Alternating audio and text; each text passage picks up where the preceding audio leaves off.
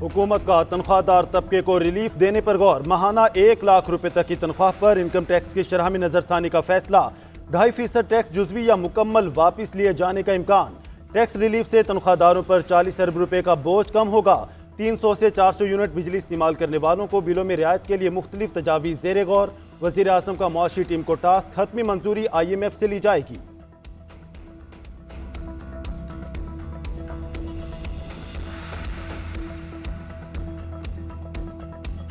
Power sector और FBR, अगर ये दो इदारे सही ना हुए, खुदा ना खास्ता, और मुझे कोई शक नहीं कि सही क्यों नहीं होंगे, इंशाल्लाह होंगे, कि फिर वो नाव डूब सकती है, खुदा ना खास्ता। और जो कुछ भी इन हालात में हो सकता है as short term measure, medium term measure, long term measure, उसकी सारी की सारी प्लानिंग दिन रात हो रही है। पावर सेक्टर और FBR से करप्शन खत्म ना हुई तो मुल्क की कश्ती डूब सकती है। बिजली सस्ती करना इत्तेहादी हुकूमत और नवाज शरीफ का एजेंडा है।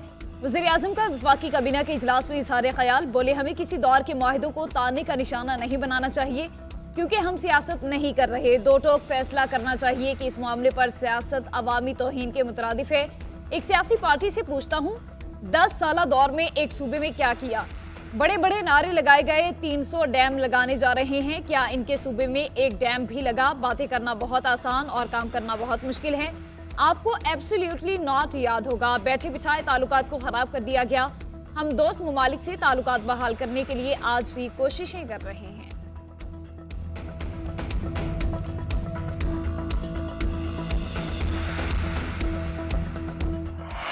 लापता होना इटसेल्फ फैमिली के लिए बहुत बड़ा सदमा है। उससे जुड़े हुए कानूनी मामलात कि उनके जो बैंक अकाउंट्स हैं, उनकी जो जायदाद से मुतल्लिका चीज़ें हैं, वो सारी जो हैं वो क्लोजर में चली जाती हैं, बंद हो जाती। तो इन तकालीफ को सामने रखते हुए तो उस सपोर्ट पैकेज में उनको कंसिडर किया जाएगा और उस फैमिली के लिए 5 मिलियन पर फैमिली जो है वो सपोर्ट पैकेज उसका ऐलान किया है वज़ीर आज़म साहब ने। लापता अफराद के खानदान के लिए इमदादी पैकेज की मंजूरी। 5 साल से जायद लापता अफराद की फैमिली को 50 लाख रुपए ग्रांट देने का ऐलान।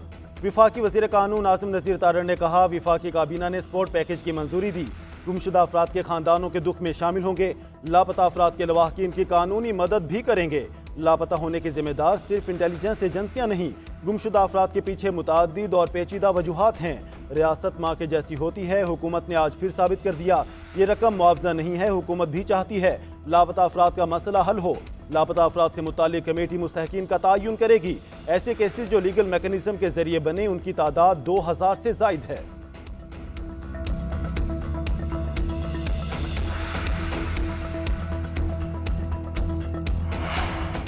पहले बंदा उठाने के लिए SHO को कहा जाता था, अब हुकूमत खुद पॉलिसी के मुताबिक ये करती है। इस्लामाबाद हाई कोर्ट के जस्टिस मियां गुल हसन औरंगजेब के शहबाज गुल के भाई की बाजियाबी के केस में रिवाज।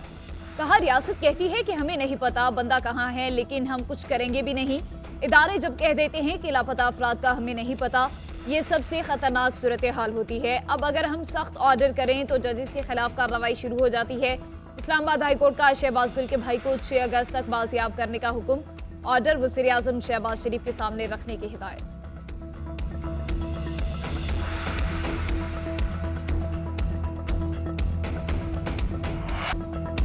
हमास के सरबराह इस्माइल हनिया दोहा में सपुर्द खाक। मस्जिद इमाम मोहम्मद बिन अल वहाब में नमाज जनाजा पढ़ाई गई।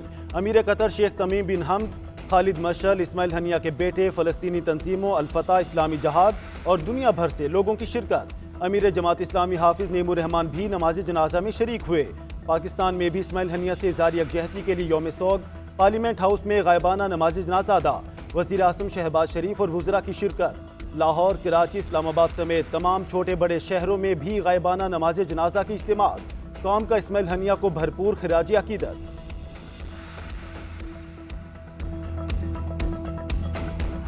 सहूनी रियासत 9 माह से कत्लेआम कर रही है और 40,000 से ज्यादा फलस्तीनी शहीद किए जा चुके हैं। बस्तियों की बस्तियां कब्रिस्तान बन चुकी हैं। हर तरफ बिखरा खून इंसानियत की रूह को झंझोड़ रहा है और पुकार पुकार कर पूछ रहा है कि कब इंसाफ होगा, कब ये जुल्म और ज्यादती की दास्तान खत्म होगी। और तारीख इन कुर्बानियों को हमेशा सुनहरी हरूफ में याद रखेगी।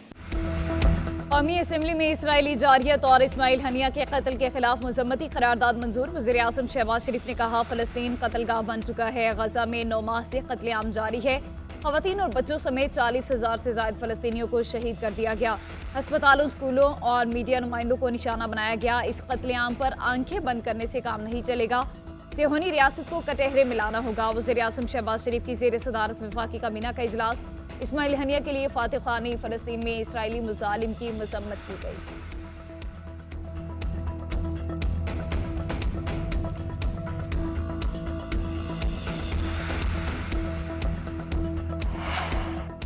करारदादों से फ़लस्तीन कभी आज़ाद नहीं होगा। इसराइली बर्बरियत के हवाले से मुस्लिम दुनिया को कुछ करना होगा।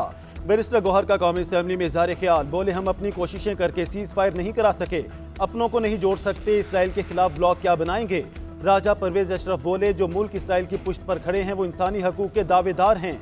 हमें ताने देने वाले बताएं इसराइल कौन सा पासदारी कर रहा है। इस्माइल हनिया के कत्ल की जितनी मजम्मत की जाए कम है।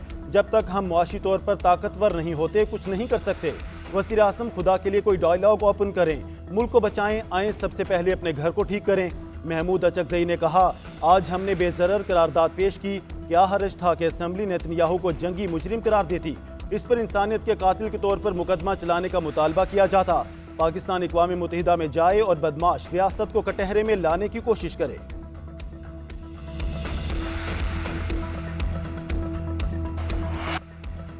ईरान इसराइल पर हमले की भरपूर तैयारी कर रहा है। गैर मुल्की मीडिया ने बड़ा दावा कर दिया। गैर मुल्की मीडिया रिपोर्ट्स के मुताबिक ईरान की जानिब से 12 अगस्त को इसराइल पर हमला करने का मंसूबा है। ईरान को हमले में हिजबुल्लाह की मावनत हासिल होगी। तेहरान इंतजामिया ने खास दिन पर इसराइल को निशाना बनाने का फैसला किया। 12 अगस्त को यहूदियों का मजहबी तौर पर यौम सोग है। अमरीकी जो बाइडन मुमकिन ईरानी हमले के बाद इसराइल को जवाब न देने का कह चुके।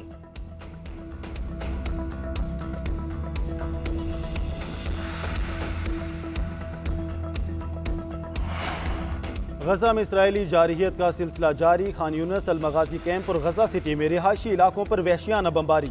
मजीद 9 फलस्तीनी शहीद, मुतादिद जख्मी हुए। खतीब शेख अकरमा को भी गिरफ्तार कर लिया। इसराइली हमलों के नतीजे में गजा में 39,500 अफराद शहीद और 91,128 अफराद जख्मी हो चुके। दूसरी जानिब सह्योनी फौज के खिलाफ मुजाहमती फोर्सेज की कार्रवाइयाँ जारी। गजा की पट्टी और लबनान से इसराइल पर दर्जनों रॉकेट दाग दिए। हमलों में मुतादिद अफराद जख्मी हो गए।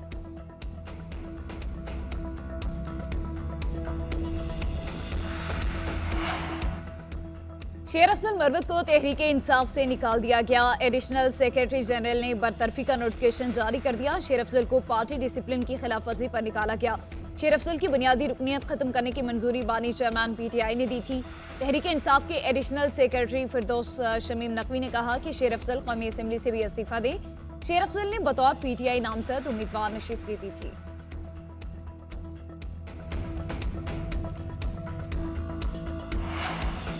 पार्टी से बरतरफी पर शेर अफजल मरवत का मौक़िफ़ भी सामने आ गया। एक्स पर लिखा, पार्टी के फैसले का एहतराम करता हूं, लेकिन एक बात वाज़ेह कर दूं, खान का सिपाही था, हूं और रहूंगा।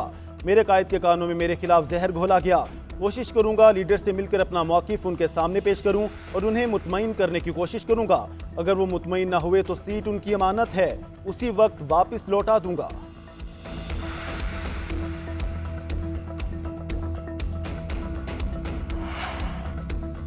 महमूद खान अचकज़ई ने बानी PTI की जानिब से एस्टैब्लिशमेंट के साथ मुज़ाकरात से इनकार कर दिया है। वफाकी वज़ीर ख्वाजा आसिफ का दावा पोस्ट किया कि मैंने कहा था कि मेरी दानत में ये मुमकिन नहीं। मैंने महमूद अचकज़ई से सवाल आज कौमी असेंबली में पूछा, उनका जवाब नफी में था कि वो ये किरदार अदा नहीं कर सकते।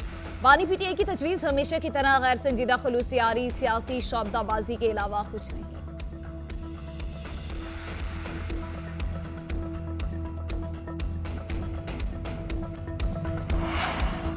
तहरीक तहफ़्फ़ुज़ पाकिस्तान का हुकूमती इतिहाद से राब्तों का फैसला। महमूद अचकज़ई जल्द मुस्लिम लीग नून और पीपल्स पार्टी से राब्ता और मुशावरत करेंगे। उधर तहरीक इंसाफ और JUI के इतिहाद के मामले पर पेशरफ्त। दोनों जमातों की मुज़ाकराती कमेटियों की मुलाकात तय पा गई। JUI और PTI की मुज़ाकराती कमेटियों का पहला इजलास मंगल को होगा। मुलाकात में मौलाना फजलुर रहमान भी शरीक होंगे। दोनों जमातों ने 5-5 रुकनी कमेटियाँ तश्कील दे रखी हैं।